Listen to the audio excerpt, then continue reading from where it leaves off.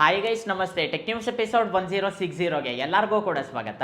ಇವತ್ತಿನ tech news start ಮಾಡೋದಕ್ಕಿಂತ ಮುಂಚೆ ಇದುವರೆಗೂ ನೀವೇನಾದರೂ ನಮ್ಮ ಚಾನಲ್ಗೆ ಸಬ್ಸ್ಕ್ರೈಬ್ ಮಾಡ್ಕೊಂಡಿಲ್ಲ ಅಂದರೆ ಕೆಳಗಡೆ ಸಬ್ಸ್ಕ್ರೈಬ್ ಬಟನ್ ಇರುತ್ತೆ, ಸಬ್ಸ್ಕ್ರೈಬ್ ಮಾಡ್ಕೊಳ್ಳಿ. ಈ ವಿಡಿಯೋ ನಿಮಗೆ ಇಷ್ಟ ಆಯ್ತು ಅಂದರೆ ಲೈಕ್ ಮಾಡೋದನ್ನು ಮಾತ್ರ ಮರಿಬೇಡಿ. ಇವತ್ತಿನ ಟೆಕ್ ನ್ಯೂಸ್ ಆದರೆ ಸ್ಟಾರ್ಟ್ ಮಾಡೋಣಂತೆ. ಇವತ್ತಿನ ಟೆಕ್ ನ್ಯೂಸ್ ನೋಡ್ಕೊಂಡ್ರೆ ಮೊದಲನೇದಾಗಿ ಏಪ್ರಿಲ್ ತಿಂಗಳಲ್ಲಿ ಯಾವ್ಯಾವ ಮೊಬೈಲ್ಸ್ ಲಾಂಚ್ ಆಗುತ್ತೆ ಅಂತ ಹೇಳ್ಬಿಟ್ಟು ನಾನು ನಿಮಗೆ ತಿಳಿಸ್ತೀನಿ. ತುಂಬಾ ಟೈಮ್ ತಗೊಳೋದಿಲ್ಲ, ತುಂಬಾ ಮೊಬೈಲ್ಸು ಕೂಡ ಏನು ಲಾಂಚ್ ಆಗ್ತಾ ಇಲ್ಲ, ಸ್ವಲ್ಪ ಮೊಬೈಲ್ಸ್ ಮಾತ್ರ ಲಾಂಚ್ ಆಗ್ತಾ ಇದೆ. ಒಂದೊಂದೇ ಹೇಳ್ತಾ ಹೋಗ್ತೀನಿ, ಡೇಟ್ ವೈಸೇ ಹೇಳ್ತೀನಿ. ಮೊದಲನೇದು ಏಪ್ರಿಲ್ 2ನೇ ತಾರೀಕು ಅಂದ್ರೆ ಇವತ್ತು ಮೋಟೋ ಎಡ್ಜ್ 60 ಫ್ಯೂಷನ್ ಈ ಒಂದು ಮೊಬೈಲ್ ನ ಲಾಂಚ್ ಮಾಡಿದ್ದಾರೆ. 50 ಫ್ಯೂಷನ್ಗೆ ಸಕ್ಸೆಸರ್ ಈ ಮೊಬೈಲ್ ಅಂತಾನೆ ಹೇಳ್ಬೋದು. ತುಂಬಾನೇ ಒಳ್ಳೆ ಮೊಬೈಲ್. ಈ ಮೊಬೈಲ್ ಸ್ಪೆಸಿಫಿಕೇಶನ್, ಪ್ರೈಸ್ ಡೀಟೇಲ್ಸ್ ಅದೆಲ್ಲನೂ ಕೂಡ ನಾನು ನಿಮಗೆ ಹೇಳ್ತೀನಿ. ಇನ್ನು ನೆಕ್ಸ್ಟ್ ಬಂದ್ಬಿಟ್ಟು ಏಪ್ರಿಲ್ 11ನೇ ತಾರೀಕು IQ Z10 ಈ ಮೊಬೈಲ್ ಲಾಂಚ್ ಆಗ್ತಾ ಇದೆ. ಈ ಮೊಬೈಲ್ಗಂತೂ ತುಂಬಾ ಹೈಪ್ ಇದೆ, ತುಂಬಾ ಡಿಮ್ಯಾಂಡ್ ಇದೆ ಅಂತಾನೆ ಹೇಳ್ಬೋದು. ಈ ಮೊಬೈಲ್ ಅಲ್ಲಿ ಅಷ್ಟೆಲ್ಲ ಸ್ಪೆಷಲ್ ಇದೆ. ಈ ಒಂದು ಮೊಬೈಲ್ ಅಲ್ಲಿ 6.7 ಇಂಚ್ ಡಿಸ್ಪ್ಲೇ ಇರುತ್ತೆ. MOLED ಡಿಸ್ಪ್ಲೇ, ನಿಮಗೆ ಕ್ವಾಡ್ ಕಲರ್ ಡಿಸ್ಪ್ಲೇ ಇಂದ ಬರುತ್ತೆ. ಡಿಸ್ಪ್ಲೇ ಮಾತ್ರ ಸೂಪರ್ ಆಗಿರುತ್ತೆ ಅಂತಾನೆ ಹೇಳ್ಬೋದು. ಇದರಲ್ಲಿ ನಿಮಗೆ ಸ್ನ್ಯಾಪ್ಡ್ರ್ಯಾಗನ್ 7S Gen 3 ಪ್ರೊಸೆಸರ್ ನ ಯೂಸ್ ಮಾಡಿದ್ದಾರೆ. ಇದರಲ್ಲಿರೋ ಮೇನ್ ಹೈಲೈಟ್ ಏನು ಅಂದ್ರೆ 7300 mAh ಬ್ಯಾಟರಿ ಇಂದ ಬರುತ್ತೆ. 90 ವಾಟ್ ಫಾಸ್ಟ್ ಚಾರ್ಜಿಂಗ್ ಗೆ ಸಪೋರ್ಟ್ ಮಾಡುತ್ತೆ. 7300 mAh ಬ್ಯಾಟರಿ ಇದ್ರೂ ಕೂಡ ಈ ಮೊಬೈಲ್ ತುಂಬಾನೇ ಸ್ಲಿಮ್ ಇರುತ್ತೆ. ಹಾಗೆ ಬಂದ್ಬಿಟ್ಟು 200 ಗ್ರಾಮ್ ಒಳಗಡೆ ಆದ್ರೆ ಇರುತ್ತೆ. ಅದತ್ರ 200 ಗ್ರಾಮ್ ಅಂತ ಇಟ್ಕೊಳ್ಳಿ. ತುಂಬಾನೇ ಲೈಟ್ weight ಇರುತ್ತೆ. ಹಾಗೆ ಬಂದ್ಬಿಟ್ಟು ಪವರ್ಫುಲ್ ಮೊಬೈಲ್. ಈ ಮೊಬೈಲ್ ನಿಮಗೆ ಏಪ್ರಿಲ್ 11ನೇ ತಾರೀಕು ಲಾಂಚ್ ಆಗ್ತಾ ಇದೆ. ಇದೇ ಮೊಬೈಲ್ ವಿವೋ ಅಲ್ಲೂ ಕೂಡ ಲಾಂಚ್ ಆಗುತ್ತೆ. ವಿವೋ ಅಲ್ಲಿ ವಿವೋ T4 ಈ ಒಂದು ಹೆಸರಲ್ಲಿ ಲಾಂಚ್ ಆಗುತ್ತೆ. ಸೇಮ್ ಮೊಬೈಲ್ ಹೆಸರು ಚೇಂಜ್ ಮಾಡಿಬಿಟ್ಟು ವಿವೋದಲ್ಲಿ ಲಾಂಚ್ ಮಾಡ್ತಾರೆ. ಇನ್ನು ನೆಕ್ಸ್ಟ್ ಬಂದ್ಬಿಟ್ಟು ವಿವೋ V50e ಈ ಮೊಬೈಲ್ ಲಾಂಚ್ ಆಗುತ್ತೋ ಇಲ್ಲ ಗೊತ್ತಿಲ್ಲ, ರಿಪೋರ್ಟ್ಸ್ ಆದ್ರೆ ಇದೆ ಈ ತಿಂಗಳಲ್ಲಿ ಲಾಂಚ್ ಆಗುತ್ತೆ ಅಂತೇಳಿ. ಇದು ಕೂಡ ನಿಮಗೆ ಹತ್ತತ್ರ 25,000 ಒಳಗಡೆ ಲಾಂಚ್ ಆಗ್ಬೋದು. ಇದರಲ್ಲಿ ನಿಮಗೆ MediaTek Dimensity 7300 ಈ ಒಂದು ಪ್ರೊಸೆಸರ್ ನ ಯೂಸ್ ಮಾಡಿದ್ದಾರೆ. ಮೇನ್ ಕ್ಯಾಮ್ರಾ 50 ಮೆಗಾ ಪಿಕ್ಸೆಲ್ ಇರುತ್ತೆ. 5600 mAh ಬ್ಯಾಟರಿ ಇರುತ್ತೆ. IP69 ರೇಟಿಂಗ್ ಇಂದ ಬರುತ್ತೆ. ಇದು ಕೂಡ ಒಳ್ಳೆ ಮೊಬೈಲ್, ಏನಂದ್ರೆ ಪ್ರೈಸ್ ನಿಮಗೆ ಒಂದು ಸ್ವಲ್ಪ ಜಾಸ್ತಿ ಇರುತ್ತೆ. ಇನ್ನು ನೆಕ್ಸ್ಟ್ ಬಂದ್ಬಿಟ್ಟು CMA Phone 2 ಈ ಮೊಬೈಲ್ ಕೂಡ ಇದೇ ತಿಂಗಳಲ್ಲಿ ಲಾಂಚ್ ಆಗ್ತಾ ಇದೆ, ಆದ್ರೆ ಡೇಟ್ ಕನ್ಫರ್ಮ್ ಆಗಿಲ್ಲ. ಇದರಲ್ಲಿ ನಿಮಗೆ MediaTek Dimensity 7400 ಈ ಒಂದು ಪ್ರೊಸೆಸರ್ ಇರುತ್ತೆ. ಈ ಸಲ ನಿಮಗೆ ಟ್ರಿಪಲ್ ಕ್ಯಾಮ್ರಾ ಸೆಟಪ್ ಇರುತ್ತೆ. Main camera 50 mega pixel, 5000 mAh battery ಇರುತ್ತೆ. 50 ವಾಟ್ ಫಾಸ್ಟ್ ಚಾರ್ಜಿಂಗ್ ಗೆ ಸಪೋರ್ಟ್ ಮಾಡುತ್ತೆ. ಈ ಮೊಬೈಲ್ ಕೂಡ ನಿಮಗೆ ಏಪ್ರಿಲ್ ತಿಂಗಳಲ್ಲೇ ಲಾಂಚ್ ಆಗುತ್ತೆ, ಆದ್ರೆ ಡೇಟ್ ಅನೌನ್ಸ್ ಮಾಡಿಲ್ಲ, ಟೀಸ್ ಮಾಡ್ತಿದ್ದಾರೆ. ಇನ್ನು ನೆಕ್ಸ್ಟ್ ಬಂದ್ಬಿಟ್ಟು Samsung Galaxy S25 Edge ಈ ಮೊಬೈಲ್ 100% ಏಪ್ರಿಲ್ ತಿಂಗಳಲ್ಲಿ ಲಾಂಚ್ ಆಗುತ್ತೆ. ಆದ್ರೆ ಯಾವಾಗ ಲಾಂಚ್ ಮಾಡ್ತಾರೆ ಅಂತ ಗೊತ್ತಿಲ್ಲ. ಈ ತಿಂಗಳಲ್ಲಿ ನಿಮಗೆ 100% ಲಾಂಚ್ ಆಗುತ್ತೆ. ಇದರಲ್ಲಿರೋ ಸ್ಪೆಷಲ್ ಏನು ಅಂದ್ರೆ ಸ್ಯಾಮ್ಸಂಗ್ ಕಡೆಯಿಂದ ಬರ್ತಾ ಇರೋ ಸ್ಲಿಮ್ಮೆಸ್ಟ್ ಫೋನ್ ಅಂತಾನೆ ಹೇಳ್ಬೋದು. ನಿಮಗೆ ತುಂಬಾನೇ ಸ್ಲಿಮ್ ಇರುತ್ತೆ. ಹಾಗೆ ಬಂದ್ಬಿಟ್ಟು ಸ್ನ್ಯಾಪ್ಡ್ರ್ಯಾಗನ್ 8 Elite ಪ್ರೊಸೆಸರ್ ನ ಯೂಸ್ ಮಾಡಿದ್ದಾರೆ. ಇದರಲ್ಲಿ ನಿಮಗೆ 2 ಕ್ಯಾಮ್ರಾ ಇರುತ್ತೆ. 2 ಕ್ಯಾಮ್ರಾ ಇದ್ರೂ ಕೂಡ ಮೇನ್ ಕ್ಯಾಮ್ರಾ ನಿಮಗೆ 200 ಮೆಗಾ ಪಿಕ್ಸೆಲ್ ಇರುತ್ತೆ. ಸೆಕೆಂಡರಿ ಕ್ಯಾಮ್ರಾ 12 ಮೆಗಾ ಪಿಕ್ಸೆಲ್ ಇರುತ್ತೆ. IP68 ರೇಟಿಂಗ್ ಇಂದ ಬರುತ್ತೆ. ಸ್ಪೆಸಿಫಿಕೇಶನ್ ವೈಸ್ ನಿಮಗೆ ಫ್ಲಾಗ್ಶಿಪ್ ಲೆವೆಲ್ ಅಲ್ಲೇ ಇರುತ್ತೆ. ಆದ್ರೆ ಒಂದು ಸ್ವಲ್ಪ ಡಿಫರೆಂಟ್ ಆಗಿ ಈ ಒಂದು ಮೊಬೈಲ್ ನ ಲಾಂಚ್ ಮಾಡ್ತಿದ್ದಾರೆ ಅಂತಾನೆ ಹೇಳ್ಬೋದು. ಇದಿಷ್ಟು ಮೊಬೈಲ್ಸ್ ಕೂಡ ಲಾಂಚ್ ಆಗುತ್ತೆ ಅಂತ ಹೇಳ್ಬಿಟ್ಟು ರಿಪೋರ್ಟ್ಸ್ ಇದೆ. ನನಗನ್ನಿಸ್ತಂಗೆ ಇದರಲ್ಲಿ ಏನಿಲ್ಲ ಅಂದ್ರೂ ಕೂಡ ಯಾವ್ದಾದ್ರು ಒಂದು ಮೊಬೈಲ್ ಲಾಂಚ್ ಆಗಲ್ವೇನೋ, ಇನ್ನೆಲ್ಲ ಮೊಬೈಲ್ಸ್ ಕೂಡ ಈ ತಿಂಗಳಲ್ಲಿ ಲಾಂಚ್ ಆಗುತ್ತೆ. ನಿಮಗೆ 10,000ದಿಂದ ಹಿಡಿದು 1,00,000ವರೆಗೂ ನಿಮಗೆ ತುಂಬಾ ಮೊಬೈಲ್ಸ್ ಈ ತಿಂಗಳಲ್ಲಿ ಲಾಂಚ್ ಆಗ್ತಾ ಇದೆ. ಯಾರಾದ್ರೂ ತಗೋಬೇಕು ಅಂತ ಪ್ಲಾನ್ ಮಾಡ್ತಾ ಇದ್ರೆ ವೆಯ್ಟ್ ಮಾಡಿ, ಆರಾಮಾಗಿ ಈ ಒಂದು ಮೊಬೈಲ್ಸ್ ನ ಪರ್ಚೇಸ್ ಮಾಡಿ. ನೆಕ್ಸ್ಟ್ ನ್ಯೂಸ್ ನೋಡ್ಕೊಂಡ್ರೆ ನಮಗೆ ಮೊಟೊರೋಲಾ ಇಂದ. ಮೊಟೊರೋಲಾ ಕಂಪ್ನಿಯವರು ಇವತ್ತು ನಮ್ಮ ಇಂಡಿಯಾದಲ್ಲಿ ಮೋಟೋ ಎಡ್ಜ್ 60 ಫ್ಯೂಷನ್ ಈ ಒಂದು ಮೊಬೈಲ್ ನ ಲಾಂಚ್ ಮಾಡಿದ್ದಾರೆ. ತುಂಬಾ ಅಂದ್ರೆ ತುಂಬಾ ಒಳ್ಳೆ ಮೊಬೈಲ್. ನಾನು ಅಂದ್ಕೊಂಡಿರೋದಕ್ಕಿಂತ ಕಮ್ಮಿ ಪ್ರೈಸ್ಗೆ ಈ ಮೊಬೈಲ್ ನ ಲಾಂಚ್ ಮಾಡಿದ್ದಾರೆ. ಮೊದಲನೇದಾಗಿ ಮೊಬೈಲ್ ಬಗ್ಗೆ ಮಾತಾಡೋಣಂತೆ. ಇವಾಗ ನೀವು ಸ್ಕ್ರೀನ್ ಮೇಲೆ ನೋಡ್ತಾ ಇದ್ದೀರಲ್ಲ, ಡಿಸೈನ್ ನೋಡೋದಕ್ಕೆ ನಿಮಗೆ ಈ ರೀತಿಯಾಗಿ ಇರುತ್ತೆ. First change Moto Edge 50 Fusion ಗೆ ಕಂಪೇರ್ ಮಾಡಿದ್ರೆ 60 ಫ್ಯೂಷನ್ ಅಲ್ಲಿ ಫಸ್ಟ್ ನೀವು ಚೇಂಜ್ ನೋಟಿಸ್ ಮಾಡೋದು ಡಿಸೈನ್ ಅಂತಾನೆ ಹೇಳ್ಬೋದು. ಡಿಸೈನ್ ನ ಇವರು ಕಂಪ್ಲೀಟ್ ಆಗಿ ಚೇಂಜ್ ಮಾಡಿದ್ದಾರೆ. ನೋಡೋದಕ್ಕೂ ಕೂಡ ತುಂಬಾನೇ ಚೆನ್ನಾಗಿದೆ. ಇದರಲ್ಲಿ ನಿಮಗೆ 6.7 ಇಂಚಸ್ 1.5K ರೆಸಲ್ಯೂಷನ್ ಡಿಸ್ಪ್ಲೇ ಇರುತ್ತೆ. POLED display, 120 Hz refresh rate ಗೆ ಸಪೋರ್ಟ್ ಮಾಡುತ್ತೆ. HDR10+ ಗೂ ಕೂಡ ಸಪೋರ್ಟ್ ಮಾಡುತ್ತೆ. ಡಿಸ್ಪ್ಲೇ ಮಾತ್ರ ನಿಮಗೆ ತುಂಬಾ ಚೆನ್ನಾಗಿರುತ್ತೆ ಅಂತಾನೆ ಹೇಳ್ಬೋದು. ಇನ್ನು ಇದರಲ್ಲಿ ಯೂಸ್ ಮಾಡಿರೋ ಪ್ರೊಸೆಸರ್ ಬಂದ್ಬಿಟ್ಟು MediaTek Dimensity 7400 ಈ ಒಂದು ಪ್ರೊಸೆಸರ್ ನ ಯೂಸ್ ಮಾಡಿದ್ದಾರೆ. ಒಳ್ಳೆ ಪ್ರೊಸೆಸರ್. ಇನ್ನು ಕ್ಯಾಮ್ರಾ ವಿಷಯಕ್ಕೆ ಬಂದ್ರೆ ರೈಟ್ ಸೈಡ್ ನಿಮಗೆ ಟ್ರಿಪಲ್ ಕ್ಯಾಮ್ರಾ ಸೆಟಪ್ ಇರುತ್ತೆ. Main camera 50 mega pixel, secondary camera 13 mega pixel, third camera macro sensor, ಅದರ ಜೊತೆಗೆ ಲೈಟ್ ಸೆನ್ಸರ್ ಕೂಡ ಆಡ್ ಮಾಡಿದ್ದಾರೆ. ಈ ಲೈಟ್ ಸೆನ್ಸರ್ ಇಂದ ನಿಮಗೆ ಏನಾಗುತ್ತೆ ಅಂದ್ರೆ ನೀವು ಯಾವ್ದಾದ್ರು ಫೋಟೋಸ್ ಕ್ಯಾಪ್ಚರ್ ಮಾಡ್ತಿರಲ್ಲ, ಕ್ಯಾಪ್ಚರ್ ಮಾಡಿದಾಗ ಔಟ್ಡೋರ್ ಅಲ್ಲಿ ಲೈಟ್ ಸೋರ್ಸ್ ಎಷ್ಟಿದೆ ಅಂತ ಅದನ್ನ ಕ್ಯಾಲ್ಕುಲೇಟ್ ಮಾಡಿ ಇದೊಂದು ಫೋಟೋ ಅದೇ ಕ್ಲಿಕ್ ಮಾಡುತ್ತೆ. ಇದರಿಂದ ಏನಾಗುತ್ತೆ ಅಂದ್ರೆ ನಿಮಗೆ ಯೂನಿಫಾರ್ಮ್ ಆಗಿ ಲೈಟ್ ಅನ್ನೋದು ಡಿಸ್ಟ್ರಿಬ್ಯೂಟ್ ಆಗುತ್ತೆ ಅಂತಾನೆ ಹೇಳ್ಬೋದು. ಇದು ನನಗೆ ತುಂಬಾನೇ ಇಷ್ಟ ಆಯಿತು. ಫ್ರಂಟ್ ಕ್ಯಾಮ್ರಾ 32 ಮೆಗಾ ಪಿಕ್ಸೆಲ್ ಇರುತ್ತೆ. 5500 mAh ಬ್ಯಾಟರಿ ಇರುತ್ತೆ. 68 ವಾಟ್ ಫಾಸ್ಟ್ ಚಾರ್ಜಿಂಗ್ ಗೆ ಸಪೋರ್ಟ್ ಮಾಡುತ್ತೆ.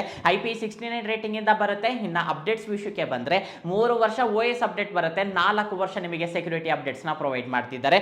ಸಿಂಪಲ್ ಆಗಿ ಹೇಳ್ಬೇಕು ಅಂದ್ರೆ ಒಂದು ಮೊಬೈಲ್ ಅಲ್ಲಿ ಏನೇನೆಲ್ಲ ಕೊಡಬೇಕು ಅದನ್ನೆಲ್ಲನೂ ಕೂಡ ಕೊಟ್ಟಿದ್ದಾರೆ. ಕಂಪ್ಲೀಟ್ಲಿ ಆಲ್ರೌಂಡರ್ ಮೊಬೈಲ್ ಅಂತಾನೆ ಹೇಳ್ಬೋದು. ಇನ್ನು ಪ್ರೈಸ್ ವಿಷಯಕ್ಕೆ ಬಂದ್ರೆ ಈ ಸಲ ನನಗೆ ಇಷ್ಟ ಆಗಿದ್ದು ಇದೊಂದು, ನಿಮಗೆ 6GB RAM ಇರಲ್ಲ, 128GB ಇಂಟರ್ನಲ್ ಸ್ಟೋರೇಜ್ ಇರೋದಿಲ್ಲ. ಡೈರೆಕ್ಟ್ ಆಗಿನೇ ನಿಮಗೆ 8GB 256GB ಇಂದ ಸಿಗುತ್ತೆ. ಇದು ನಿಮಗೆ 21,000 ಇಟ್ಟಿದ್ದಾರೆ ವಿತ್ ಬ್ಯಾಂಕ್ ಆಫರ್ಸ್. ನೀವು ಬ್ಯಾಂಕ್ ಆಫರ್ಸ್ ಯೂಸ್ ಮಾಡ್ಕೊಂಡಿದ್ದಾದ್ಮೇಲೆ 21,000ಕ್ಕೆ ಸಿಗುತ್ತೆ. 12GB 256GB ಇದೆ, ಅದು 23,000ಕ್ಕೆ ಸಿಗುತ್ತೆ. ನನಗೆ ಕೇಳಿದ್ರೆ 12GB 256GB ಬೇಕಾಗಲ್ಲ, ತಗೊಳೋದಕ್ಕೂ ಕೂಡ ಹೋಗ್ಬೇಡಿ, ಸಾಕು 8GB 256GB ತಗೊಳ್ಳಿ. ವಿತ್ ಬ್ಯಾಂಕ್ ಆಫರ್ಸ್ ನ ನೀವು ಯೂಸ್ ಮಾಡ್ಕೊಂಡಿದ್ದೀರಾ ಅಂದ್ರೆ 21,000ಕ್ಕೆ ನಿಮಗೆ ಈ ಒಂದು ಮೊಬೈಲ್ ಸಿಗ್ತಾ ಇದೆ.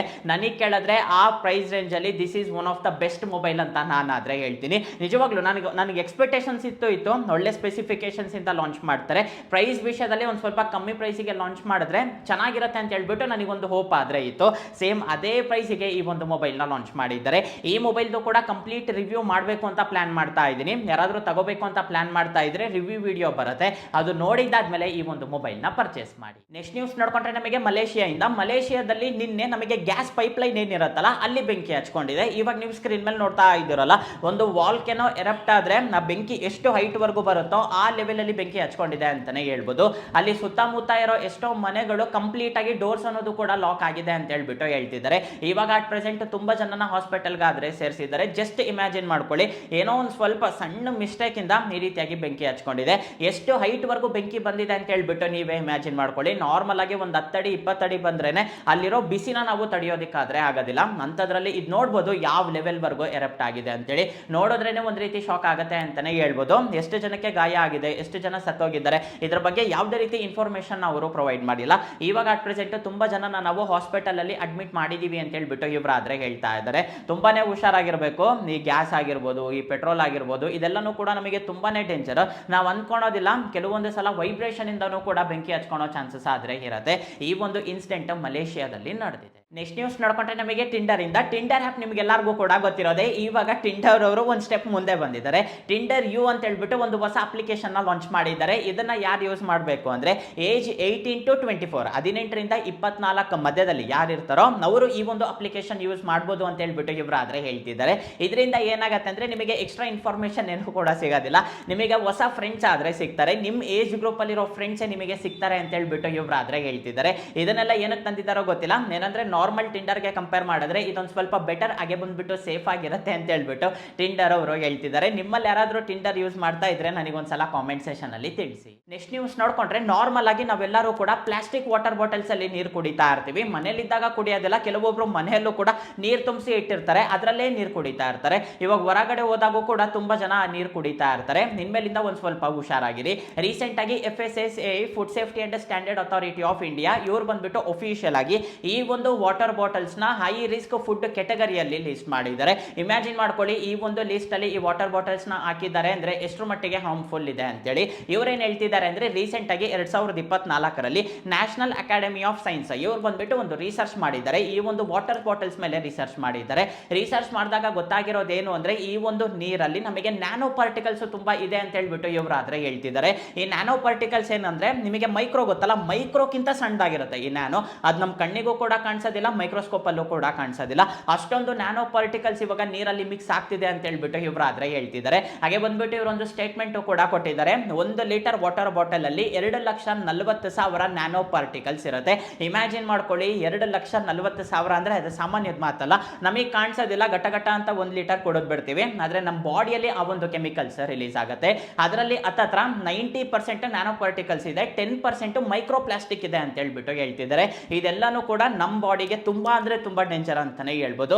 ಇದರಿಂದ ನಾವು ಎಷ್ಟು ದೂರ ಇರ್ತೀವೋ ನಮಗೆ ಅಷ್ಟು ಒಳ್ಳೇದು. ಈ ನ್ಯಾನೋ ಪಾರ್ಟಿಕಲ್ಸ್, ಈ ಮೈಕ್ರೋ ಪ್ಲಾಸ್ಟಿಕ್ ಏನಿದೆಲ್ಲ ನಾರ್ಮಲ್ ಆಗಿ ಏನಾಗೋದಿಲ್ಲ. ನಾವೇನ ನೀರು ಕುಡಿತೀವಲ್ಲ, ನೀರು ಕುಡಿದಿದ್ದಾದ್ಮೇಲೆ ನಮ್ಮ ಬಾಡಿ ಒಳಗೆ ಹೋಗಿದ್ದಾದ್ಮೇಲೆ ಕೆಮಿಕಲ್ಸ್ ನ ಇದು ರಿಲೀಸ್ ಮಾಡುತ್ತೆ. ನಿಧಾನಕ್ಕೆ ಬರ್ತಾ ನಮ್ಮ ಹೆಲ್ತ್ ಮೇಲೂ ಕೂಡ ತುಂಬಾ ಮಟ್ಟಿಗೆ ಎಫೆಕ್ಟ್ ಆಗುತ್ತೆ ಅಂತಾನೆ ಹೇಳ್ಬೋದು. ಆದಷ್ಟು ಒಂದ್ ಸ್ವಲ್ಪ ಹುಷಾರಾಗಿರಿ. ನಾವು ತುಂಬಾ ಮಟ್ಟಿಗೆ ಪ್ಲಾಸ್ಟಿಕ್ ಬಾಟಲ್ ಅಲ್ಲೇ ನೀರು ಕುಡಿತೀವಿ ಅಂದ್ರೆ ಆದಷ್ಟು ಕಮ್ಮಿ ಮಾಡಿ. ನಿಮಗೆ ಸ್ಟೀಲ್ ಬಾಟಲ್ಸ್ ಸಿಗುತ್ತೆ, ಕಾಪರ್ ಬಾಟಲ್ಸ್ ಸಿಗುತ್ತೆ, ಗ್ಲಾಸ್ ಅಲ್ಲೂ ಕೂಡ ನಿಮಗೆ ಬಾಟಲ್ಸ್ ಆದ್ರೆ ಇರುತ್ತೆ. ಬೆಟರ್ ಆ ಒಂದು ಬಾಟಲ್ಸ್ ನ ತಗೊಳ್ಳಿ. ನಿಮಗೆ ಅಮೆಝಾನ್ ಫ್ಲಿಪ್ಕಾರ್ಟ್ ಅಲ್ಲೂ ಕೂಡ ಸಿಗುತ್ತೆ. 200 ರೂಪಾಯಿ 300 ರೂಪಾಯಿಗೆ ಒಳ್ಳೊಳ್ಳೆ ಬಾಟಲ್ಸ್ ಆದ್ರೆ ಸಿಗುತ್ತೆ. ಅದರಲ್ಲಿ ನೀವು ನೀರು ಕುಡಿದಿದ್ದೀರಾ ಅಂದ್ರೆ ನಿಮಗೆ ಯಾವುದೇ ರೀತಿ ಪ್ರಾಬ್ಲಮ್ ಆದ್ರೆ ಇರೋದಿಲ್ಲ. ಆದಷ್ಟು ಈ ಒಂದು ಪ್ಲಾಸ್ಟಿಕ್ ಬಾಟಲ್ಸ್ ನ ದೂರ ಇಡಿ. ನ್ಯೂಸ್ ನೋಡ್ಕೊಂಡ್ರೆ ನಮಗೆ OnePlus ಇಂದ OnePlus 13T ಈ ಒಂದು ಮೊಬೈಲ್ ನ ಏಪ್ರಿಲ್ ತಿಂಗಳಲ್ಲಿ ಅದು ಕೂಡ ಚೈನಾದಲ್ಲಿ ಲಾಂಚ್ ಮಾಡ್ತಾರೆ ಅಂತ ಹೇಳ್ಬಿಟ್ಟು ಗೊತ್ತಾಗ್ತಿದೆ. ತುಂಬಾ ಹೆಸರಾದ್ರೆ ಹೊರಗೆ ಬಂದಿತ್ತು. OnePlus 13 ಮಿನಿ ಹೆಸರಲ್ಲಿ ಲಾಂಚ್ ಆಗುತ್ತೆ, 13T ಹೆಸರಲ್ಲಿ ಲಾಂಚ್ ಆಗುತ್ತೆ ಅಂತೇಳಿ. ಫೈನಲಿ ಇವರು ಅನೌನ್ಸ್ ಮಾಡಿದ್ದಾರೆ 13T ಹೆಸರಲ್ಲೇ ಲಾಂಚ್ ಮಾಡ್ತೀವಿ ಅಂತೇಳಿ. ಈ ಮೊಬೈಲ್ ನಿಮಗೆ ತುಂಬಾ ಡಿಫರೆಂಟ್ ಆಗಿರುತ್ತೆ. ಇರುತ್ತೆ. ಇದರಲ್ಲಿ ನಿಮಗೆ ಕಾಂಪ್ಯಾಕ್ಟ್ ಸೈಜ್ ಡಿಸ್ಪ್ಲೇ ಆದ್ರೆ ಇರುತ್ತೆ. ಹಾಗೆ ಬಂದ್ಬಿಟ್ಟು ಸ್ನ್ಯಾಪ್ಡ್ರ್ಯಾಗನ್ 8 ಎಲೈಟ್ ಪ್ರೊಸೆಸರ್ ನ ಯೂಸ್ ಮಾಡ್ತಿದ್ದಾರೆ. ಇವಾಗ ನೀವು ಸ್ಕ್ರೀನ್ ಮೇಲೆ ನೋಡ್ತಾ ಇದ್ದೀರಲ್ಲ, ಈ ಡಿಸೈನ್ ಇಂದ ಈ ಮೊಬೈಲ್ ಲಾಂಚ್ ಆಗುತ್ತೆ ಅಂತ ಹೇಳ್ಬಿಟ್ಟು ರಿಪೋರ್ಟ್ಸ್ ಆದ್ರೆ ಬರ್ತಾ ಇದೆ. ಅಂದ್ರೆ ಡಿಸೈನ್ ಇವರು ಕಂಪ್ಲೀಟ್ ಆಗಿ ಚೇಂಜ್ ಮಾಡಿದ್ದಾರೆ. ಪ್ರೈಸ್ ಎಷ್ಟಿರುತ್ತೋ ಗೊತ್ತಿಲ್ಲ, ಇವಾಗ ಅಫಿಷಿಯಲ್ ಆಗಿ ಟೀಸ್ ಮಾಡೋದಕ್ಕಾದ್ರೆ ಸ್ಟಾರ್ಟ್ ಮಾಡಿದ್ದಾರೆ. ಸೊ ಇಷ್ಟ ಗೈಸ್ ಇವತ್ತು ನನಗೆ ಇಂಟ್ರೆಸ್ಟಿಂಗ್ ಅನ್ಸಿರೋ ಟೆಕ್ ನ್ಯೂಸ್ ಆದ್ರೆ ಈ ವಿಡಿಯೋ ನಿಮಗೆ ಇಷ್ಟ ಆಯ್ತು ಅನ್ಕೊಂತೀನಿ. ಈ ವಿಡಿಯೋ ನಿಮಗೆ ಇಷ್ಟ ಆಗಿದ್ರೆ ಲೈಕ್ ಮಾಡಿ, ಶೇರ್ ಮಾಡಿ. ಹಾಗೆ ಕೆಳಗಡೆ ಸಬ್ಸ್ಕ್ರೈಬ್ ಬಟನ್ ಇರುತ್ತೆ, ಸಬ್ಸ್ಕ್ರೈಬ್ ಮಾಡ್ಕೊಳೋದನ್ನ ಮಾತ್ರ ಮರಿಬೇಡಿ. ನೆಕ್ಸ್ಟ್ ವಿಡಿಯೋದಲ್ಲಿ ಮೀಟ್ ಆಗೋಣಂತೆ, ಅಲ್ಲಿವರೆಗೂ ಬಾಯ್ ಬಾಯ್.